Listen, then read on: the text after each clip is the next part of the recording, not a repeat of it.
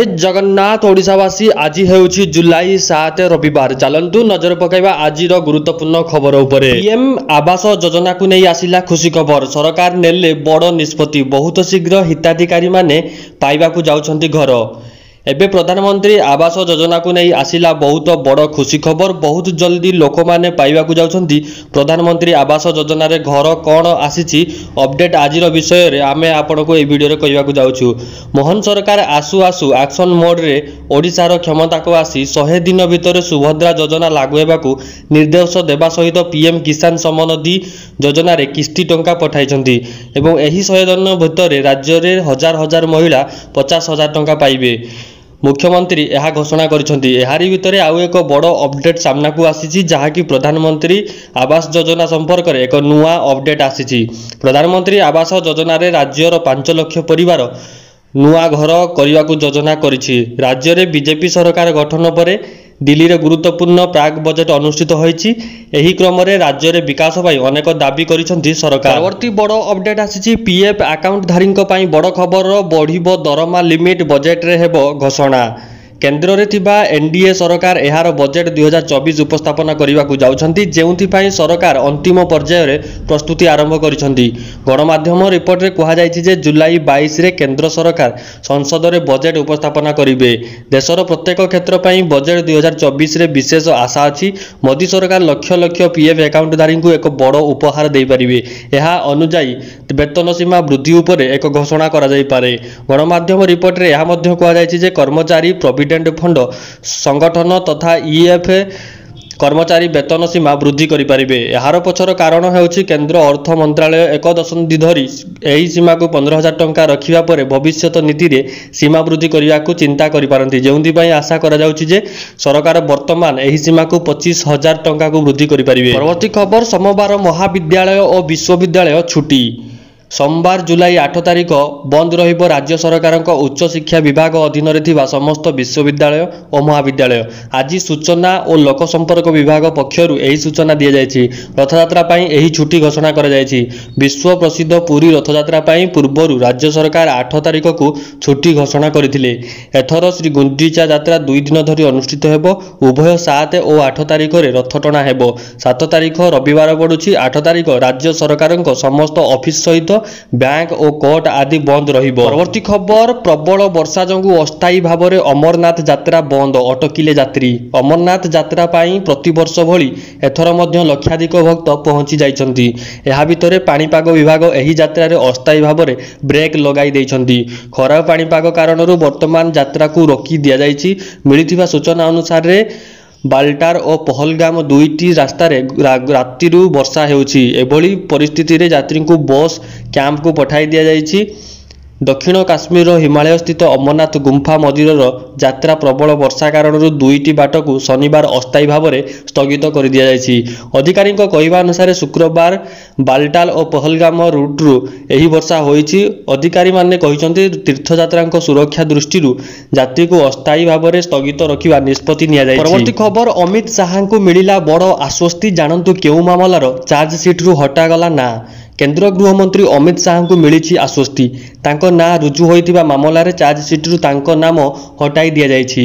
Model code of conduct उल्लंघन मामला रे केंद्र गृहमंत्री अमित शाह एवं केंद्र मंत्री जी किशन रेड्डी को आश्वस्ति मिली। तेलंगानार मोगलापुर पुलिस दाखल करिथिबा चार्जसीट रु अमित शाह और किशन रेड्डी को नाम हटाई दिया जाइछि।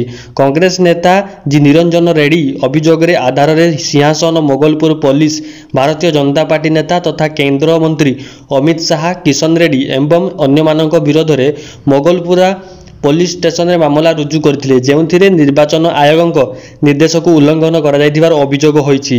राजनैतिक दल माने नाबालिक को निर्वाचन सभा तथा किंबा रैली पई व्यवहार करबा उचित नुहे बोली कुआ जायछि। परवर्ती बहुत बड़ अपडेट सबु योग्य चासी पीएम किसान योजना रे शामिल हेबे बोली मुख्यमंत्री कहिसंती। लोकंक मुख्यमंत्री भाव में सुनाम करथिबा मुख्यमंत्री श्री मोहन चरण माझी आज कृषक मानक कल्याण और उन्नति पई विभिन्न कृषक संगठन मानक सहित आलोचना करी अनेक निष्पत्ति ग्रहण करिसंती। मुख्यमंत्री आज उपमुख्यमंत्री तथा कृषि मंत्री श्री कनक वर्धन सिंहदेव एवं कृषि विभाग प्रमुख श्री अरविंद पाढ़ी सहित कृषि भवन परिदर्शन करथिले। एही अवसर में प्रमुख सचिव श्री पाढ़ी कृषि भवन स्वतंत्र निर्माण शैली और कृषक मानक पई होइतिबा विभिन्न सुविधा संपर्क में बुझाइथिले। बैठक में भारतीय किसान संघ, ग्राम विकास परिषद और अन्य कृषक संगठनर कर्मकर्ता माने सेमानकर सुचिंतित मतामत देइथिले। आलोचना पर मुख्यमंत्री कहिथिले जे पीएम किसान रे समस्त परवर्ती खबर होइगला स्पष्ट। हार्दिक नतसांक संपर्क में फाट। टी20 विश्वकप 2024 रे स्वतंत्र योगदान देइथिबा भारतीय क्रिकेट टीम रो ऑलराउंडर हार्दिक पांड्या व्यक्तिगत जीवन को नहीं पुणी चर्चा रे।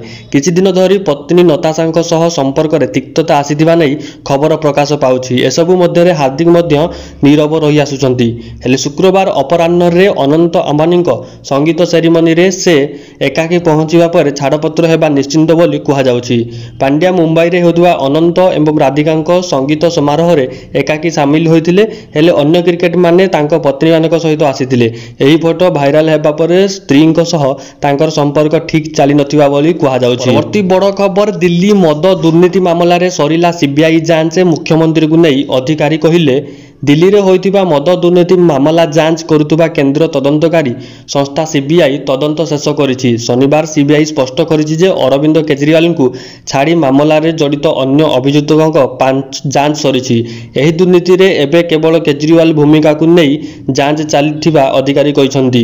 सीबीआई वकील डीपी सिंह एनेई कहिसंती जे 4 जून पर होइतिबा किछि नुआ घटनाक्रम को नहीं सुप्रीम कोर्ट को सूचना दिया जाइछि, जेउ कारणरू आमकु केजरीवाल को गिरफ्त करबाकू पड़िथिला। सीबीआई एनेई कहिछि जे सिलिसिटर जनरल द्वारा प्रथमे दिया जाइथिबा बयान केजरीवाल को छाड़ी मामला रे गिरफ होइतिबा अन्य अभियुक्तों सहित जड़ित रहिछि बोली। परवर्ती खबर, दुईटी बैंक रो लाइसेंस रद्द कला आरबीआई। जमा अर्थ को नहीं लक्ष लक्ष ग्राहक एबे चिंतारे।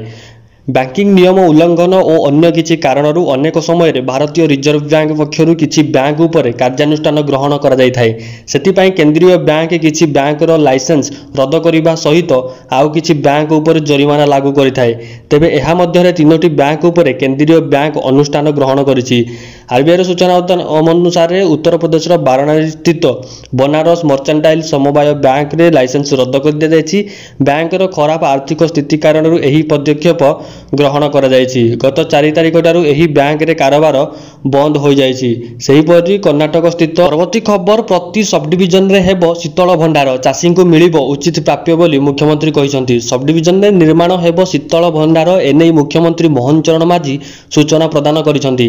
प्राथमिक पर्यायर 58टी सब डिविजन रे हेबो शीतल भंडार। चाषी को उचित प्राप्य मिलिबो। समृद्ध कृषक नीति खूब शीघ्र चूड़ांत नेबे बोली मुख्यमंत्री कहिसंती। पीएम किसान भली जदि आपनको आम भिडियोटी भल लागुछि ताहले भिडियोटी को लाइक कर दियंतु, चैनल को सब्सक्राइब कर दियंतु एवं भिडियोटी को सबुआडे शेयर कर दियंतु एवं सबुदिन सकाळे नुआ नुआ खबर पांतु। जय जगन्नाथ।